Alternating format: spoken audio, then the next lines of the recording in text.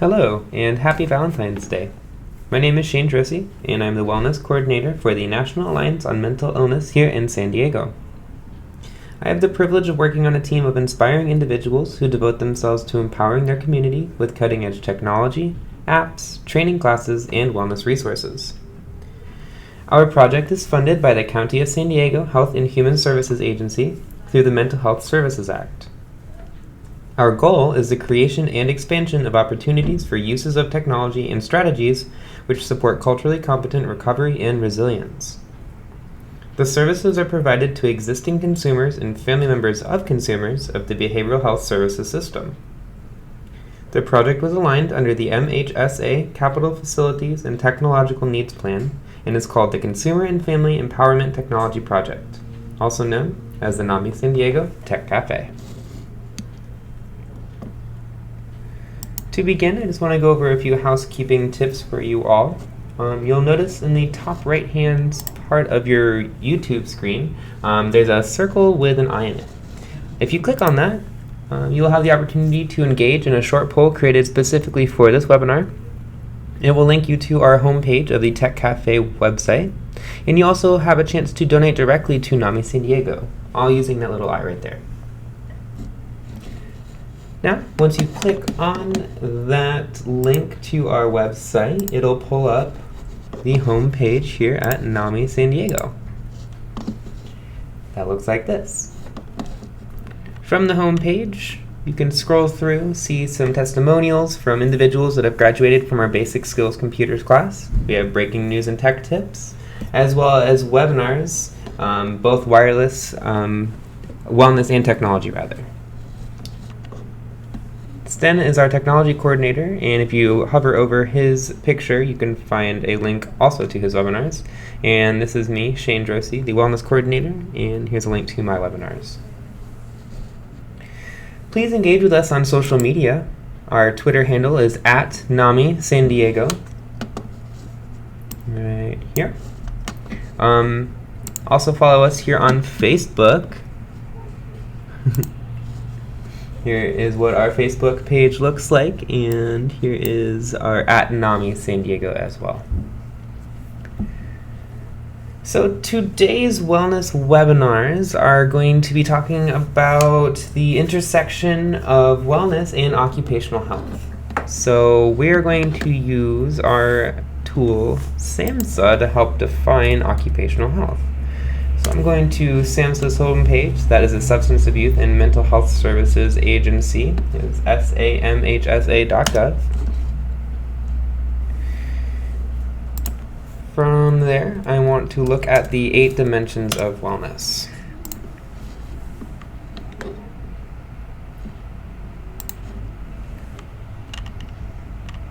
So here are the 8 dimensions of wellness.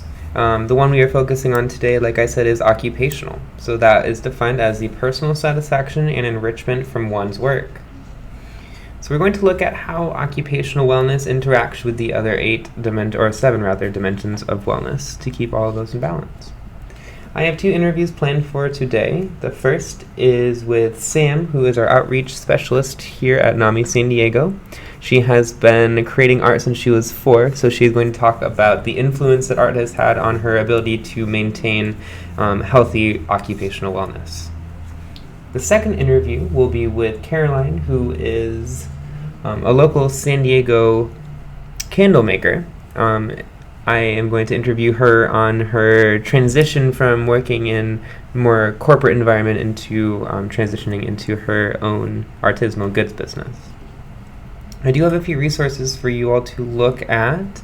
In Sam's interview, we will be talking about adult school. So here is the website for San Diego's adult school. It's called San Diego Continuing Education. You can find them at sdce.edu. From this webpage, you can click on certificate programs and browse the different options you have for certificate programs. I, just for the sake of example, clicked on fashion and textiles.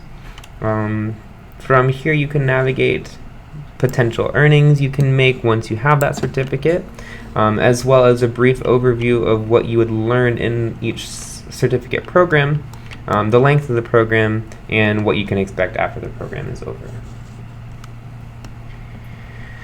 If you're looking for inspiration and to network with like-minded individuals, I would suggest you check out Creative Mornings here in San Diego. It's basically a place for people to engage, connect, find different resources, and get creative juices flowing with other individuals that are interested in the same things as you. So definitely take a look at Creative Mornings. On their website, creativemornings.com, you can search for your city. I put in San Diego. It'll tell you when the next speaker is speaking, which is February 17th at 8:30 in the morning, and that person is Brogan Graham, as well as a brief overview of what you can expect if you do attend one of the Creative Mornings. Finally, Caroline, the individual that owns her own candle company, will be talking a lot about the farmers markets available here in San Diego. So I want to direct your attention to this San Diego Union Tribune article. It gives you a good overview of what to expect and times of each farmers market that happens throughout San Diego. We're incredibly lucky to have multiple farmers markets happening at multiple times per day, every day of the week here in San Diego. So definitely take advantage of those. My personal favorite is the one that happens in Ocean Beach because I love listening to live music while I eat some delicious food. Beyond that, a great place to take your family or some friends that are visiting in town. If you want to really impress them with what we have to offer here in San Diego, go to the Little Italy one. It is expansive. I believe it's 4 or 5 blocks at this point. Great artisanal goods, prepared food, as well as fresh produce, and it really shows kind of everything that San Diego has to offer in a nice environment downtown close to the bay. So definitely check all of that out. All right, so let's begin with the first interview. Like I said, this will be with Sam, our outreach specialist here at NAMI San Diego. I do hope you enjoy. Hello, Sam. Hi. To begin, would you tell me a little bit about yourself and what you do here at NAMI San Diego? I was born and raised in California. I love San Diego. About myself, we'll get to that later. Okay. But here at NAMI, I'm an outreach specialist, and I do inner own voice presentations. I oversee Friends in the Lobby and all of our outreach events, and also print material and a little bit of everything. You could call me Jill of all trades, mistress of none. A Renaissance woman. Yes, oh, definitely. How long have you been interested in the arts? Since I was about probably 4 years old. So tell me about the process of basket weaving. Basket weaving for me is more like vessels, which hang on the wall. I like all of my art to be on the wall. That way you can see it visually and feel the energy. And to begin, you just start with a center. That's the spirit of the vessel or basket. And it can be anything from a gemstone to a real stone or anything that just can be woven with. And we use pine needles, wax linen that's imported from Ireland to hold the materials in place. And then you just start weaving. And in the basketry world, we call it coiling. Okay. Where do you draw your inspiration from? Nature. It's just so beautiful out there. You'll see a tree. You'll see a leaf. And for me, of course, it's always the rocks and stones.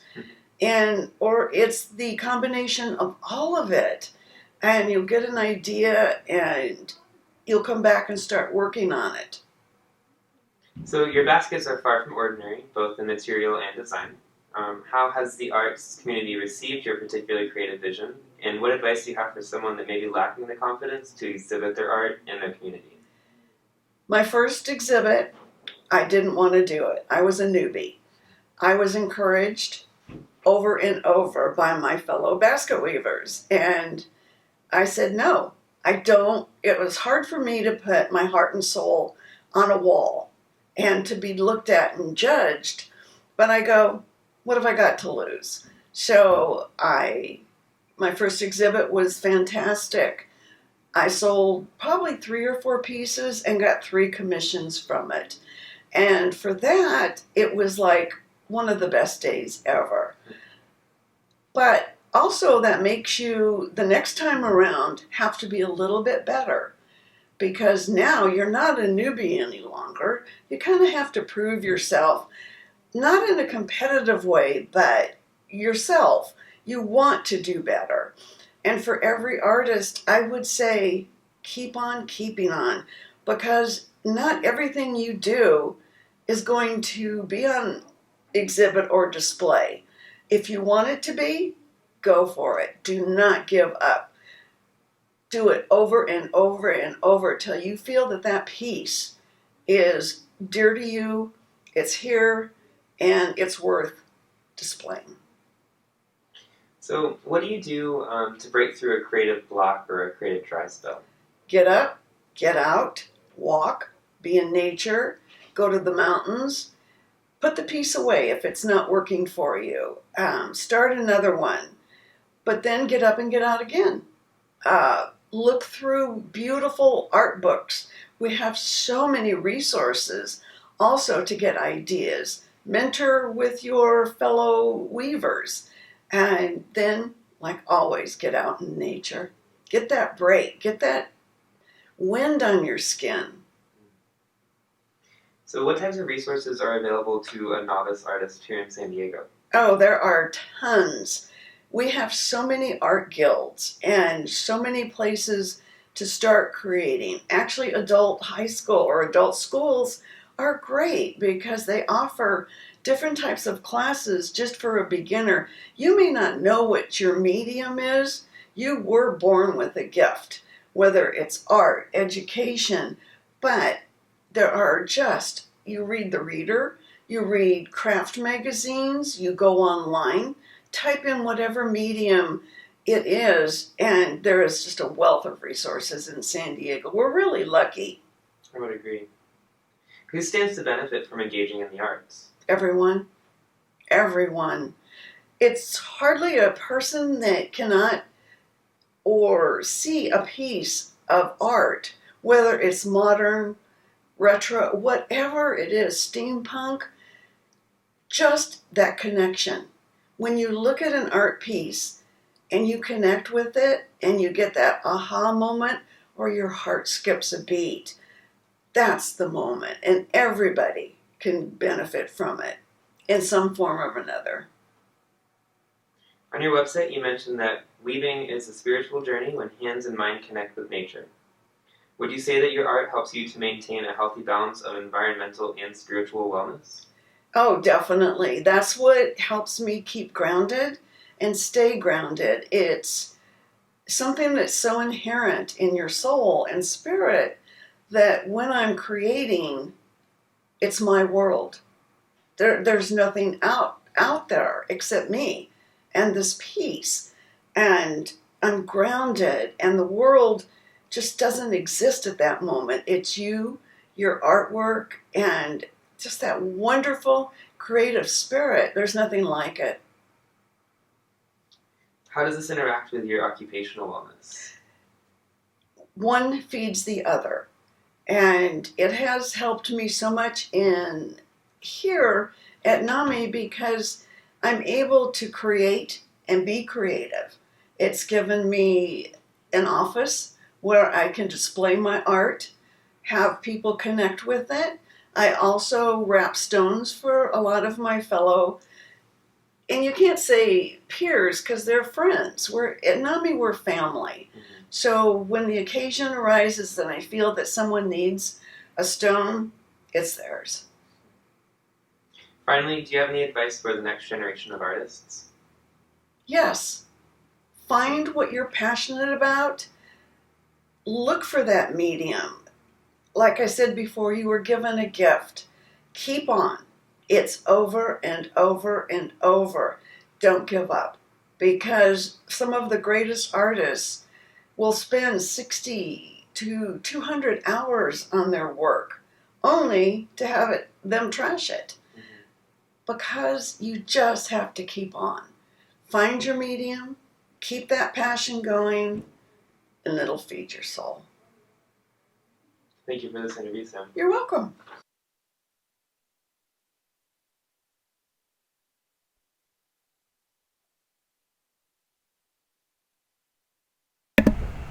All right, continuing, our next interview is with Caroline, as said before, local candle maker.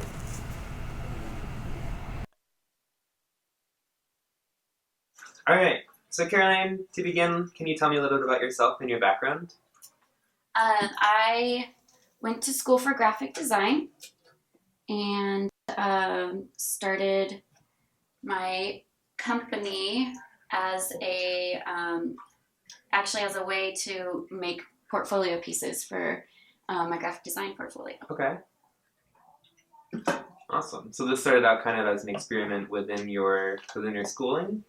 It was after school. I had a job in graphic design, and Okay. things weren't going so well there. So I decided to build a portfolio online and create a logo for a company. And I had been making candles at home for myself and for friends, and so just came up with the idea to, create a mock logo and create a mock website for this fictitious company. Okay.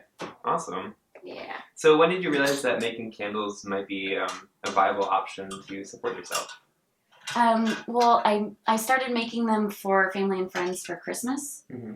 and the next Christmas, the people that I gave the candles to all wanted the candles to give out as presents. Okay. So I was like, okay, I'll make some more and have like a little candle party at home. And I had about 10 people show up and bought almost all of my candles. And so from there, I realized, like, okay, well, if people still want them, I might as well see if people in the public, not just my friends and family, want to purchase them. Awesome.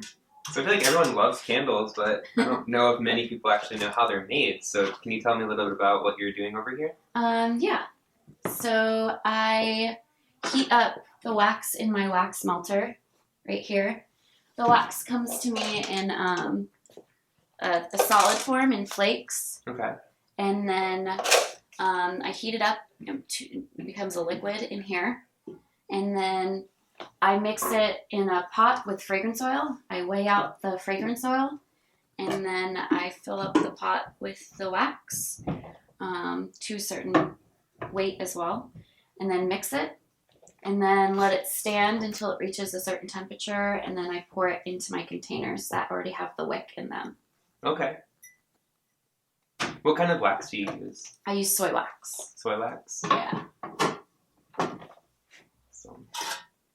So what motivates or inspires you when you're making these candles?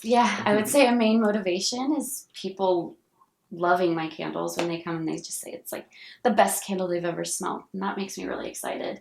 And motivation is definitely other fragrances that I smell. It's really motivating for me to create fragrances that I love and want to smell at my house. Awesome. That kind of leads me to my next question. How do you decide which scents will work well with one another? That's kind of hard to define, to be honest. I can see it's very objective, so I guess it's your objective sense that you are then giving out to the community, and then they interact. But is there what's the process of like deciding on a fragrance? Yeah, exactly. Well, I have like an array of fragrances that I feel kind of cover certain criteria. I have a little bit of light, I have a little bit of floral, I have a very unisex fragrance, and then I get to more bold fragrances where it's a little bit more masculine, and then a little bit more sweet. We call it like gourmand. Okay. And so there are certain fragrances I get inspired. So, for example, I bought a perfume that had that was called wood sage and sea salt. And I was like, okay, I really want to find a fragrance, not like that perfume, but that has sage in it for summer. Mm-hmm. So right now I'm trying to find fragrances to mix with it to create a summer sage fragrance. Very cool. Yeah. Very cool. So what does a typical day look like in the shop for you? I usually come in and turn on my computer. I answer emails, maybe do orders to get supplies. I do invoicing for wholesale accounts that I have. Um, I probably will do some social media posts. Um, look at I also look at other stores and stuff like that to try and gain more wholesale accounts and try and contact them.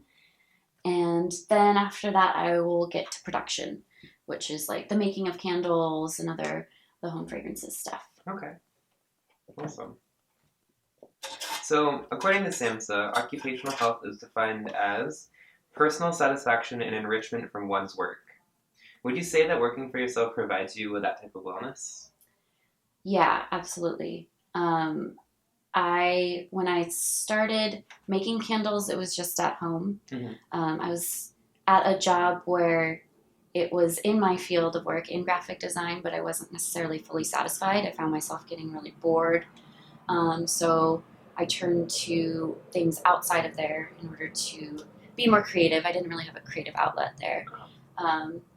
So I started making the candles at home, and that turned into my business. And now I find that I do have the creative outlet to create new fragrances, do new designs with my labels, but I also have a full business to take care of. Creativity isn't just a single part of it. Mm-hmm. So I have social interactions where I talk with my customers and my wholesale accounts. But then I also have some downtime where I come and do manufacturing and production, making the candles. And so I feel like I really do have like a well-rounded wellness when it comes to my business. I have different aspects that I all really enjoy. Yeah.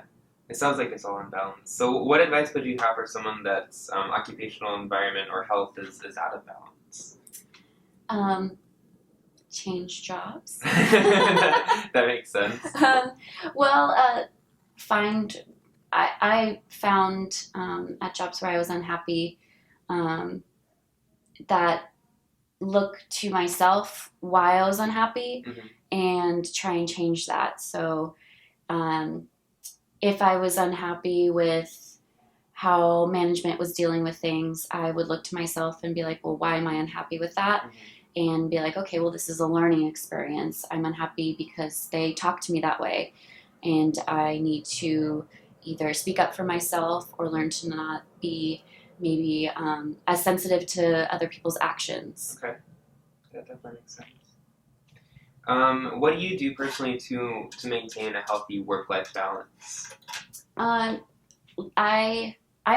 would say I'm generally highly motivated. So if I need to get stuff done, I will just work and Mm-hmm. continue to work and just work 12, 15 hours a day. And I found that I burn myself out. So I have been limiting myself like, okay, no, you don't have to work day and night in order to do this. You need to stop and take time for yourself outside of business. Would you say that's helping you? Yes, Yeah. Definitely. Good. And Definitely. your friends and Definitely family in my whole life because I'm happier. I'm more refreshed when I come into work. I'm still keeping my relationships with my friends and with my boyfriend, and just overall, even though I feel like I might be losing out on business, I'm really not, because next day I'm coming in more refreshed and ready to work and more productive. Definitely. So what type of impact has owning 1502 Candles had on your, and we kind of covered this, but your social and environmental wellness?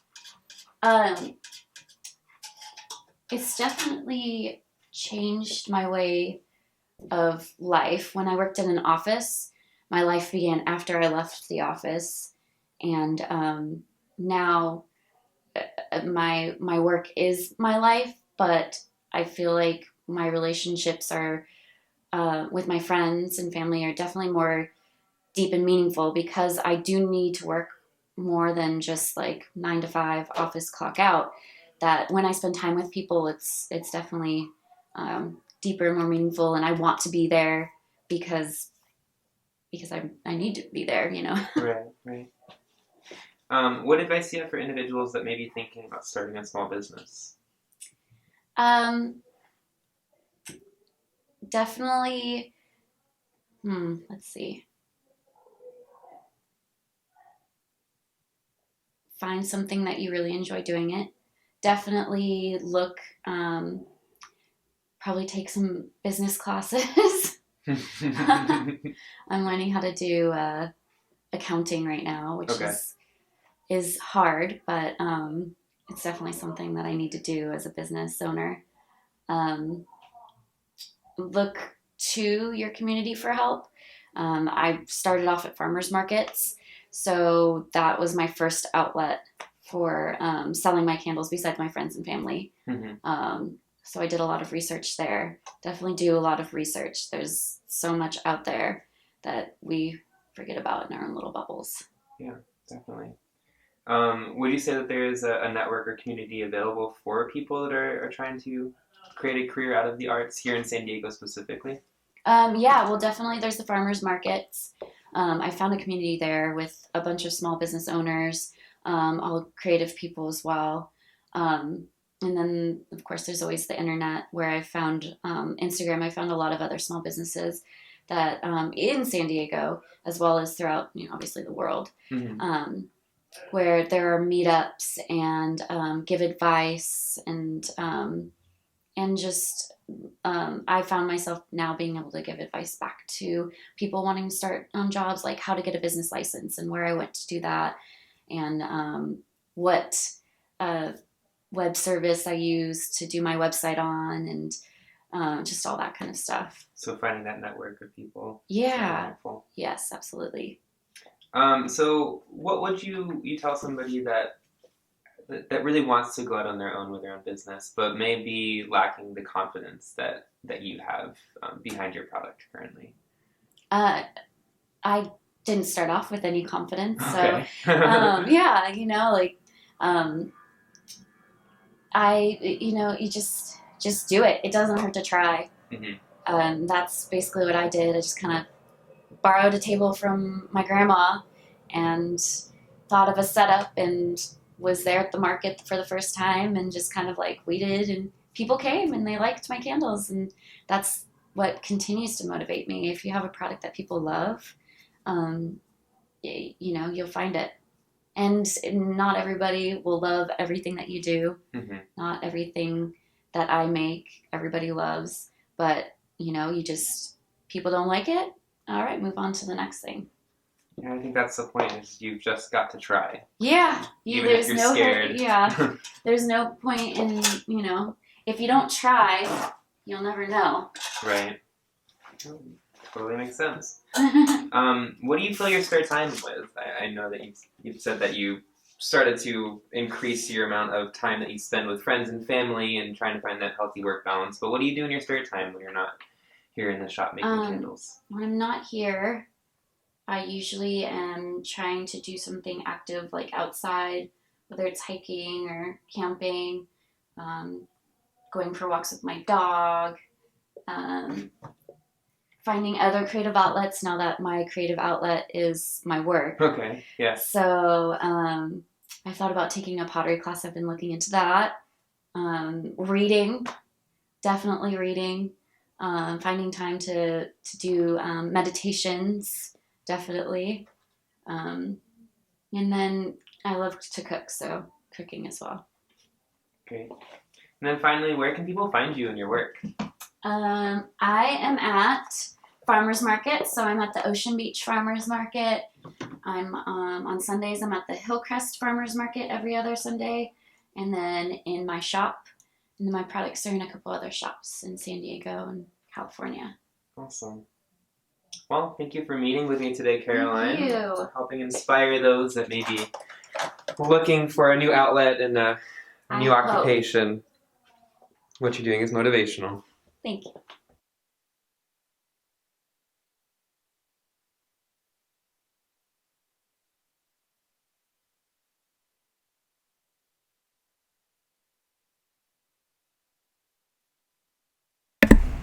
I can assure you that it smelled absolutely incredible in that shop. Well, thank you for joining me today during this wellness webinar. I just want to remind you to follow us on social media at NAMI San Diego on Twitter and at NAMI San Diego on Facebook. I hope you have a wonderful Valentine's Day, and we look forward to seeing you in our next wellness webinar. Thank you.